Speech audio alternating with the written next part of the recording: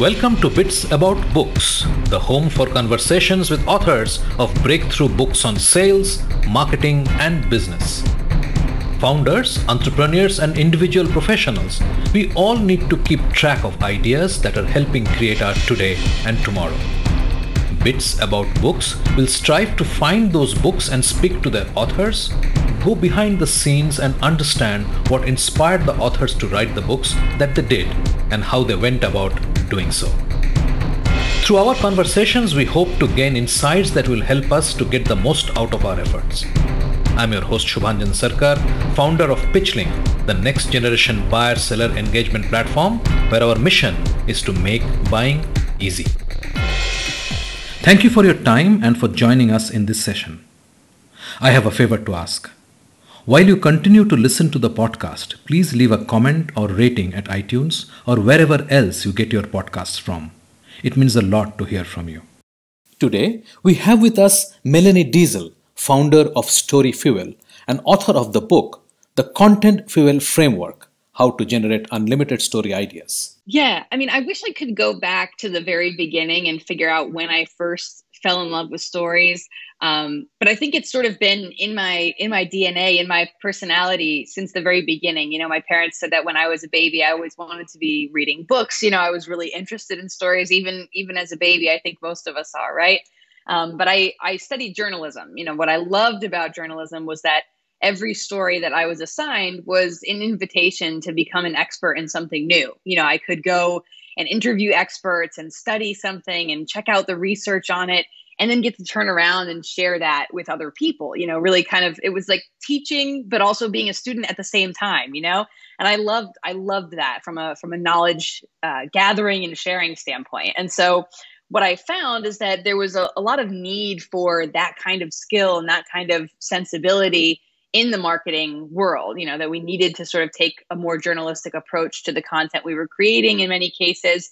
And I found that, you know, even though I had imagined I would always end up a journalist and work in news, that those same skills were kind of really valuable on the marketing side. And so it was definitely not an intentional journey that I took, but it was one that, you know, sort of, I saw the opportunity, I was open to it. And I figured if somebody's going to be creating brand content, it might as well be someone who comes with a journalism background and can lend all those skills and experiences to that process. Melanie Diesel is a keynote speaker, author, award-winning branded content creator, and lifelong storyteller on a mission to share the power of compelling and credible content with others. Melanie is the author of the Content Fuel Framework, How to Generate Unlimited Story Ideas. She is the Chief Content Officer at Story Fuel, which teaches marketers, publishers, creators, and companies of all sizes how to tell better brand stories. Prior to founding Story Fuel, Melanie was the first editor of branded content at the New York Times, founding member of HuffPost's brand storytelling team, and served as director of creative strategy for Time Incorporated. Melanie studied journalism at the University of Connecticut and earned her MA in Arts Journalism from Syracuse University. She serves on the board of the Native Advertising Institute and is a member of the NYC chapter of the National Speakers Association. She would love if you'd follow along with her adventures on Twitter and Instagram. Now, listen to this Bits About Books episode full of ideas with Melanie Diesel. Melanie, welcome to Bits About Books. I am so excited to talk to you about a book which is just about getting into the hands of people. And thank you for coming and joining us today. Thanks for having me and letting me share my story. I really want to know what triggers your interest in stories about brands. What is it that sort of motivates you? Yeah, I wish I could go back to the very beginning and figure out when I first fell in love with stories. But I think it's sort of been in my DNA, in my personality since the very beginning. You know, my parents said that when I was a baby, I always wanted to be reading books. You know, I was really interested in stories, even as a baby. I think most of us are, right? But I studied journalism. You know, what I loved about journalism was that every story that I was assigned was an invitation to become an expert in something new. You know, I could go and interview experts and study something and check out the research on it and then get to turn around and share that with other people, really kind of, it was like teaching, but also being a student at the same time, and I loved that from a knowledge gathering and sharing standpoint. And so what I found is that there was a lot of need for that kind of skill and that kind of sensibility in the marketing world, that we needed to sort of take a more journalistic approach to the content we were creating in many cases.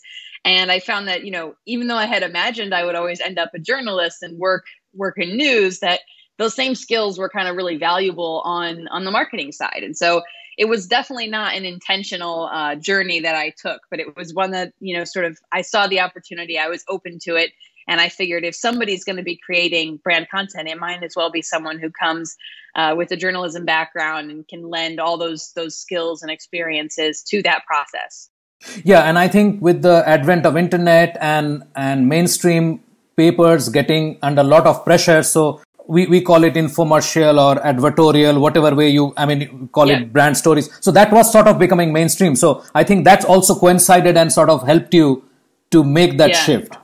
Definitely. There was a lot of need for it, and I think when we talk about brands have been telling stories for hundreds of years, that's not necessarily new, but exactly as you said, when we move things online, we used to be in an environment where a brand story was just a brand buying a full page ad and they happened to put some words on it instead of pictures, right? Yeah. And when we moved to the internet, things got a lot more detail, a lot more nuance. There was more opportunity for them to create things that were more native to the environment. So yeah, we talk about, infomercials and advertorials.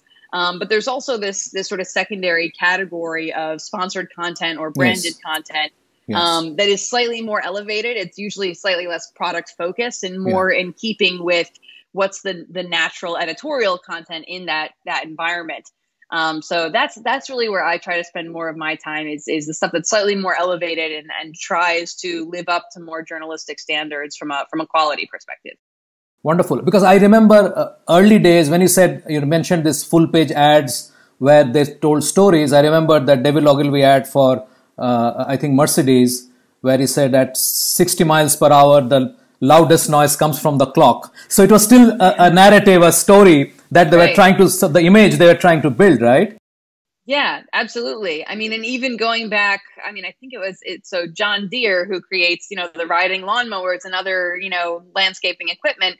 They've been creating a magazine called The Furrow for over 100 years that is built for farmers and, sharing tips for how they can care for their crops and, optimize their farms. So we've always understood the power of storytelling. I think you almost can't even talk about storytelling unless you make that the obligatory mention of when we were all gathered around fires in the early days of human told stories, right? Absolutely. So we know that this narrative approach, this really works. This is how we connect. It's how we learn. And so it's just really a matter of figuring out how do you strategically do that as a brand to make sure that you're also furthering your business goals and not just, having a lot of fun.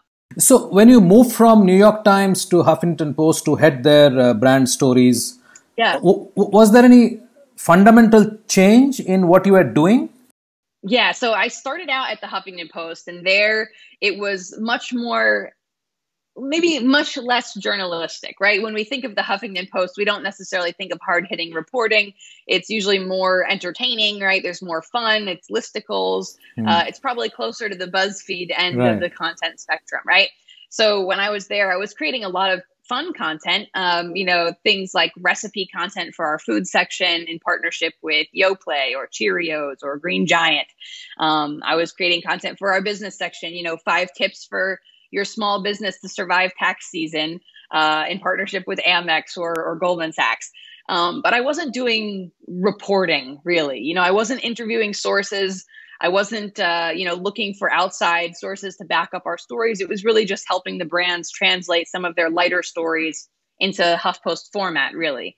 So when I moved over to the New York Times, obviously that's a very different context, right? That's not, you don't find listicles and things like that. 5 tips is not necessarily the structure you expect from the Times. So we had to take a very different approach to the brand storytelling we did. And that much more closely mirrored the journalistic background that I had. So things that were multimedia, that were much longer form, thousands of words instead of just hundreds of words. Things that included, like I said, multimedia formats. So there was an article and video and infographic and audio. We were really trying to raise our standards and make sure that we were meeting the expectations of a New York Times reader, which are just different than the expectations of someone reading another publication. So it was definitely a much more in-depth content, much more rigorous from a production standpoint to be able to meet those expectations and create something that our audience would love, that we would be proud of as an organization, and that sort of, in most ways, met the objectives of the brand. So was it dictated? I mean, of course, New York Times and its own approach to news and stories and whatever else they do. Was it dictated by the frame of mind, or was it really dictated by the New York Times brand? So I think it's a little bit of both, right? I think a lot of it has to do with the audience expectations. I give the example that there are certain things you might be willing to buy at the dollar store because you don't need it to last a long time. You don't need it to be, super high quality. You just need it to do the job. There are other things that you go to a more premium retail store for because you want it to be higher quality. You want it to do the job, right? And you might be okay with both of those things. You have some high quality items from the premium store. You have some that are maybe just more doing the minimum job. But if you get one of those minimum job items from the premium store, you're going to be very disappointed. That was not your expectation or your intent. And so a lot of it has to do with the expectation. If I go to HuffPost or BuzzFeed, I'm looking to smile. I'm looking to fill out a quiz. I'm looking for something fun I can share with a friend. If I go to the New York Times, I'm expecting it to be trustworthy, credible, well-reported, in-depth multimedia. And so I want to make sure that we're meeting those expectations as the person, creating that sponsored content. It wasn't necessarily a requirement from in-house. Everything we do must be check, check, check. It was more just trying to say, how do we live up to that expectation so that our audience isn't disappointed when they come upon our content in this New York Times environment. What happened when you switched from this to your own organization? So what necessitated that? So I think what I found is that what I loved most about my job, creating content is always wonderful. I still love to create when I can. But what I really loved most was the educational side of it. I loved getting to work with the brands, work with the agencies, and help teach them this is how we tell stories in a journalistic way. This is how we can convey that message to our audience, in a really credible and compelling way. I love getting to work with my colleagues on the sales team or the ad ops team and say, look, this is how we can present it in the most compelling light. This is how we can, pitch it to our brands and help get them on board to believe in the power of this content we create. And so I realized that was really where I was most fulfilled, right? That's where I felt like I could really bring the most unique value. There are a lot of really talented creators out there who could step in and create awesome work. But this kind of teaching work is something that I wanted to lean into. So that's why I went out and I started the Story Fuel, which is the firm that I'm at now. And we focus on education. So we do, in a non-COVID year, we do a lot of conference workshops, corporate workshops. We do keynotes at conferences, really focused on how can we share this information, this knowledge with as many marketers and creators as possible. Obviously in a world where we don't have as many conferences, we're finding other ways to do that. So we also do coaching and masterminds and consulting and things like that. But really what I wanted to do was just give myself the opportunity to do more of that work that fulfilled me most, to be able to share the information with as many people as possible. So hopefully they could come to love storytelling as much as I do. So that brings me to the book. When did you decide that you have now enough in your mind which is coherent and you have a process which you can see there is a repetitive pattern in what you are doing, in so to say? I mean, that's how the framework would have come about, I'm guessing. Exactly. When did you decide that, okay, now is the time and I'm ready and I think I have to teach? I mean, I can get the drift that you want to teach. So that sort of fits right in there. When was the trigger? If I have to be honest, I think it was sort of a two-part process. Okay. So I have known I wanted to write a book. Like I said, I studied journalism, so I'm a writer by trade. I've always, we all strive to have that under our belt, right? So I've always wanted to write a book. And I think I knew that this framework that I was using in my workshops would be a good fit probably about 2 to 3 years ago. I was teaching it in workshops. People were responding well to it. And there was frequently a follow-up about, okay, now that you've taught us that, do you have more resources? Do you have a guide? Do you have, a book, a workbook? So I knew that there was appetite for it. But I think like most major giant projects, it's really hard to see how that fits into your day-to-day life and how it's achievable. What really was flipped the switch for me is I found out I was expecting our first daughter, my husband and I thought, if I don't get this book written before this baby is born, it will never, ever happen. Right? I can totally. It's easier than it will be right now. So I wrote the book while I was pregnant with the deadline of I needed to get it done before my due date was too close so that I could get the manuscript submitted. So that was really what drove me to actually get it done, even though I had the idea about a year prior. That's a great story in itself, right? Well, it was a good deadline, that's for sure. Yeah. And one which you could not manipulate. You couldn't say, okay, I'll push this deadline by 3 weeks. That's right. Yeah. No choice. No choice. I had to get it done. Great. It's time for a short break. The book has 2 parts, the kind of stories you can tell and the formats in which you can tell them. I asked Melanie to elaborate on a few. Coming up right after the break. Stay with us. You are listening to a Business Podcast Network original. Podcasting is the fastest growing content marketing opportunity, which is untapped.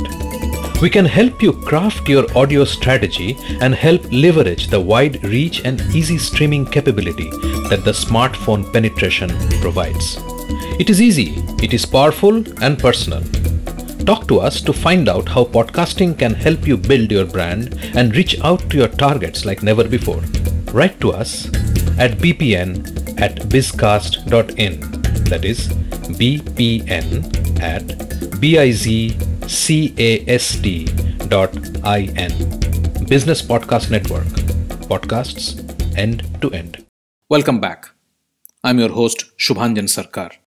Right before the break, I asked Melanie to elaborate on the way the book is structured around types of stories and different formats in which to tell them.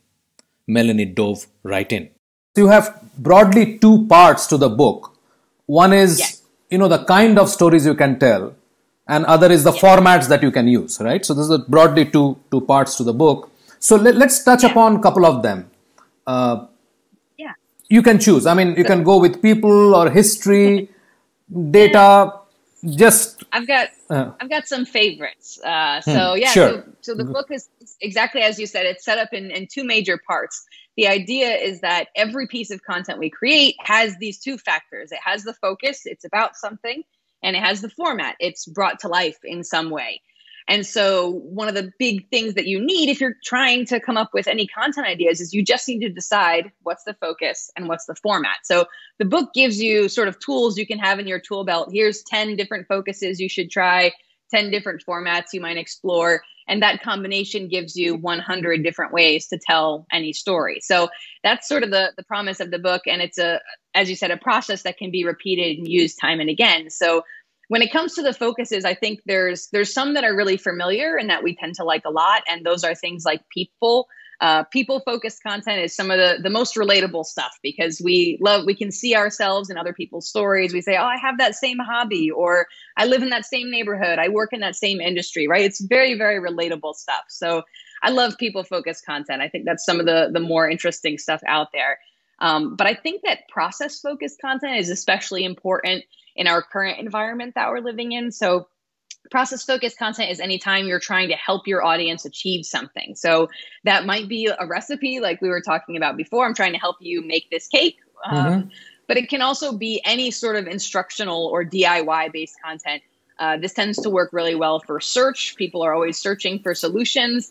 But also right now, a lot of us are trapped at home. Our favorite establishments we may not have access to in the same way. And so the idea that you can coach your audience through a process, help them do something, make something, fix something, is going to make you particularly valuable, probably for the near-term future, because I think it'll take quite a bit for things to get back to complete normal across the globe. Yeah, that's a great idea, because I think you do not think of process as a story idea, right? So normally it's like the back end, that's something happening there and you really don't talk about it and so on, right? Tell me a bit about curation, because that's something which is very very much in focus with this huge amount of content out there. But let's hear from you what you think about it. Yeah, curation is really great, especially if you're just starting out or you're maybe concerned you don't have a lot of time or resources for content. There's a couple approaches. You can curate other people's content, other people's things as recommendations. So that might be, for you, 10 books that everyone should read, right? Or 10 books every entrepreneur should read, podcasts to listen to, workouts to try at home. There's so many different ways you can take with this, but just collecting different items like a museum curator would and presenting them to your audience based on those shared characteristics. It's usually something that you can do fairly quickly if you have a good vision of what it is that you're curating, you understand your criteria, and that makes it really attractive. It's also really helpful for your audience because they don't have to search around and find these things in different places. They can trust that this has all been brought together and made easier for them. But I think one of the underrated things you can do is curate your own content. So for you, that might mean that you're curating, here's my 10 best episodes of the year, my 10 most listened episodes of the year. You're sort of resurfacing your own best content to make sure other people don't miss it. And so this is a really good way for you to, on a monthly, quarterly, or annual basis, to resurface some of your best stuff that either maybe it didn't get enough attention the first time, or it got a lot of attention and you want to boost that even more. You can collect them by, similar characteristics. Here's the 10 best about this topic, 10 best books for marketers, 10 best episodes for entrepreneurs, for homeowners, whatever the case may be. You can collect them based on those characteristics. And so it really does a good service to your audience because you're putting similar resources in one place, and that saves them time and makes you seem like someone who's providing a lot of value. Absolutely. The other one I would like to talk, actually two of them, I would like to touch upon is data and opinion, right? I interviewed a gentleman called Todd Caponi a few episodes back, and he wrote a book called Transparency Sale, right? And the point was that people are driven by peer reviews. So I don't know whether it connects with your what you are talking about, but it's sort of out there. So how do you think opinion could be a source of story? Yeah, so the idea with opinion is that you're really seeing how you can put someone's, whether it's yours or someone on your team, in your organization, their personal belief, their personal experience into a piece. So if we think about something like, we were just talking about doing a roundup of your best episodes, for example. Well, one of the ways to do that roundup could be your favorite episodes, the ones you personally enjoyed doing the most or enjoyed listening to the most. Now, that's pretty similar to just curating our 10 most viewed episodes, but that's based on a different criteria. My 10 favorite episodes is based on your personal opinion. So they're kind of like sister topics in many cases. But it also might be you creating a piece of why I started this podcast or what I learned from doing this many episodes, or, just kind of putting your personal belief into it in some way, your personal perspective. As we talked about with people-focused content, it does make it more relatable. People, especially if you're the face of your own brand or the voice of your brand, people want to connect with you. They want to know what you think. And I think in many cases, even if it's not an individual, the organization who's creating the content is an expert. And so we trust the opinion of the organization, the recommendation of the organization. You think about many of your listeners, maybe they're considering writing a book or they're considering starting a podcast.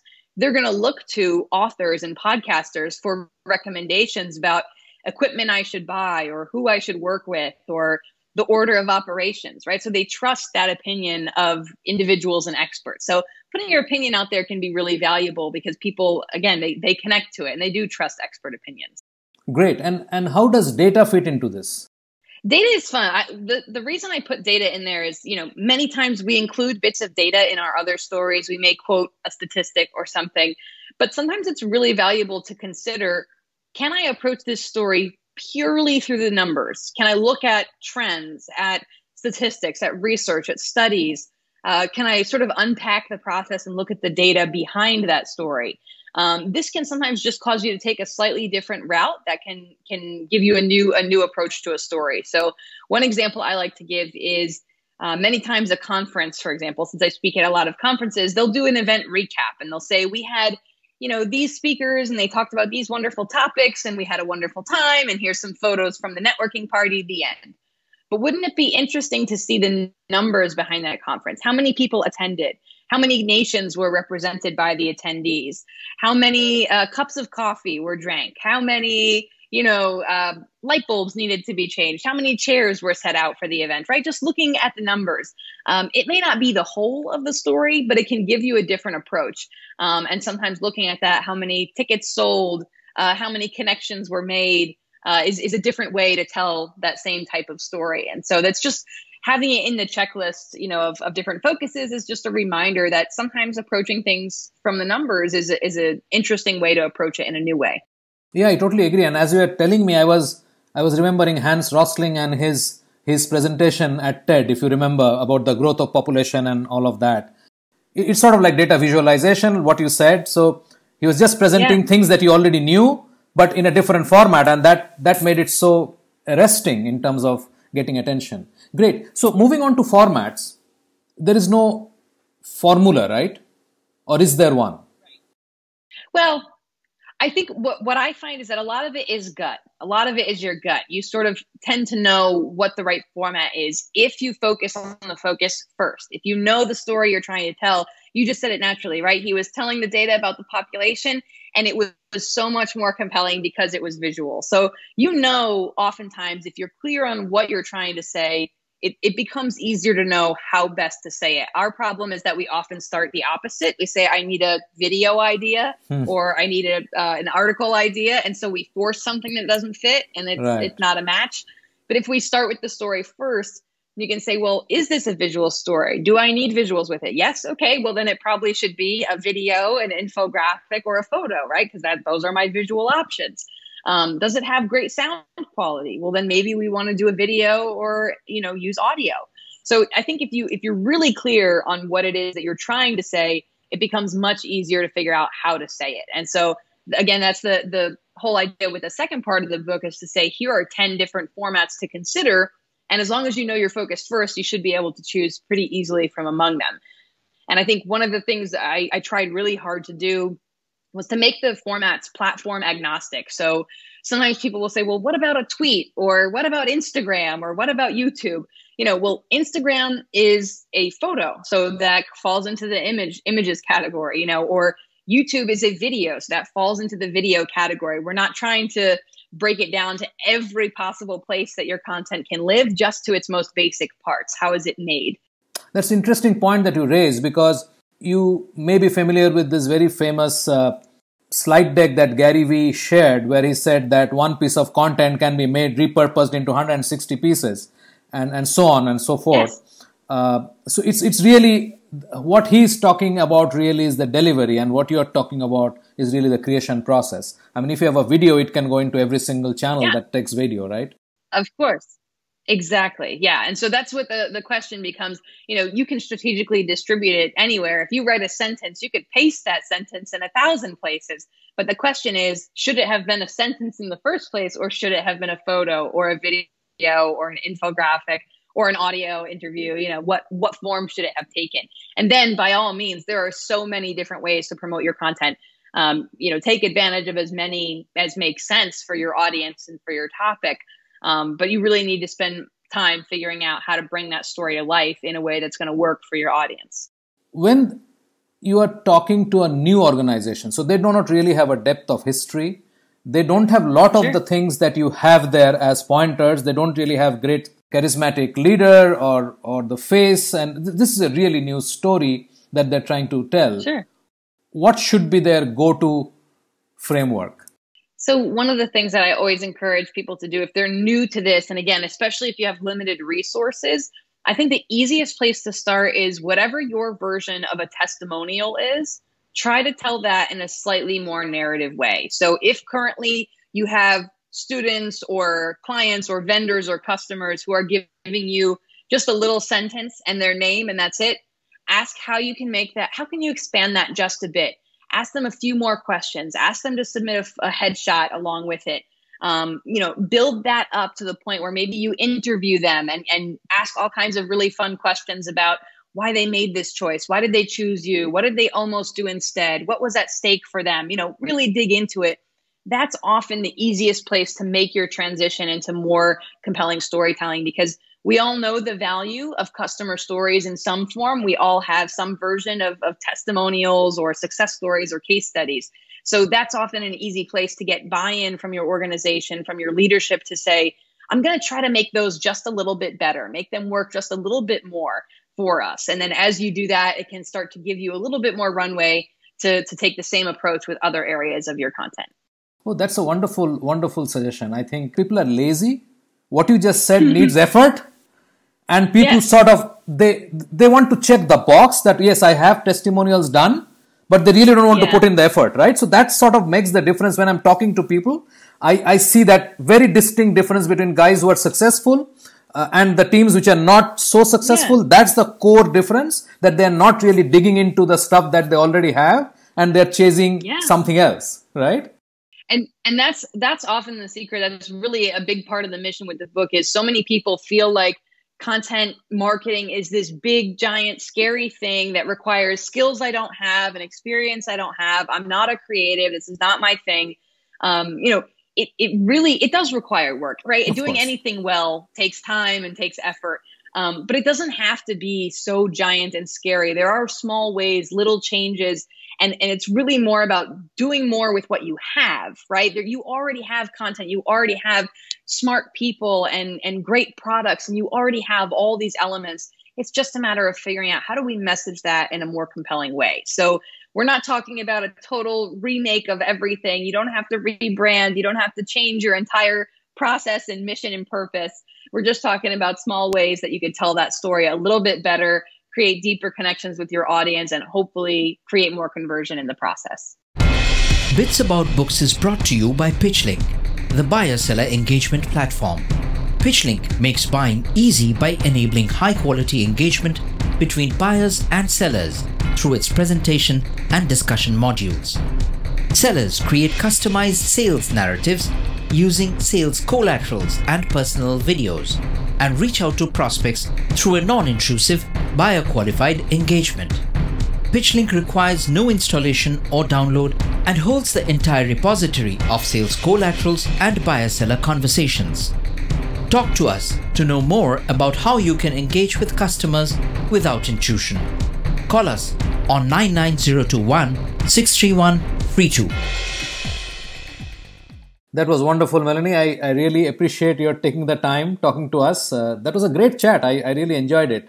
So tell our listeners where they can find the book and where they can find you. Yeah, so the book is called The Content Fuel Framework: How to Generate Unlimited Story Ideas. It's available on Amazon, which is often the easiest thing for folks spread throughout the world. It's also on Barnes & Noble and a couple other ebook sites as well. If you head to storyfuel.co, so that's storyfuel.co, that's our website. You could learn more about the book and other options if you need them, learn more about our consulting. There's a contact page, so you can find me on your favorite social media of choice. So storyfuel.co is your one-stop shop if you want to reach out, learn more, or find ways to work with us. Wonderful. We'll get this added to the show notes. Thank you very much, Melanie. I really enjoyed chatting with you.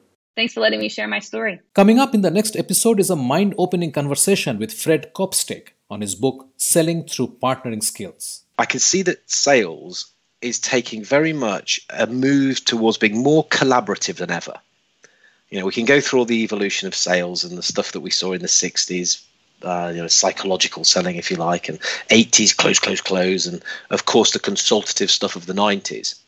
But now people are having to be more collaborative. I would say that even more so now, salespeople are going to have to work tightly with customers, help them, guide them, be in the thing together. But I came across this concept of partnering skills, PQ. Now, everyone will probably have heard of IQ, and I'm sure many people will have heard of EQ, emotional intelligence. And I think of PQ, or partnering intelligence, as almost like the lesser-known cousin in the family. And these are the skills that somebody who's good at partnering will have and are able to use. We have a fantastic lineup over the next couple of episodes with great conversations. Subscribe in your favorite podcast app so you do not miss a single episode. Thanks for listening. Thank you for being with us today on Bits About Books, where we talk to authors about breakthrough books on sales, marketing, and business. We hope this conversation helped inform and motivate as we all navigate a rapidly changing business environment. For us, these are enlightening conversations enriched with knowledge and expertise. We encourage you to go out and buy the book to learn firsthand and implement some of the great ideas we discussed today. We hope to have you with us again in the next exciting episode of Bits About Books. If you liked what you heard, subscribe to the show in your favorite podcast platforms like iTunes, Google Play, Spotify, or wherever else you get your podcast from, and give us a rating while you are at it. This Bizcast original podcast is produced for PitchLink, the next generation buyer-seller engagement platform, where the mission is to make buying easy. Hosted by Subhanjan Sarkar and produced by Rajiv Aditya. See you next time and have a wonderful day.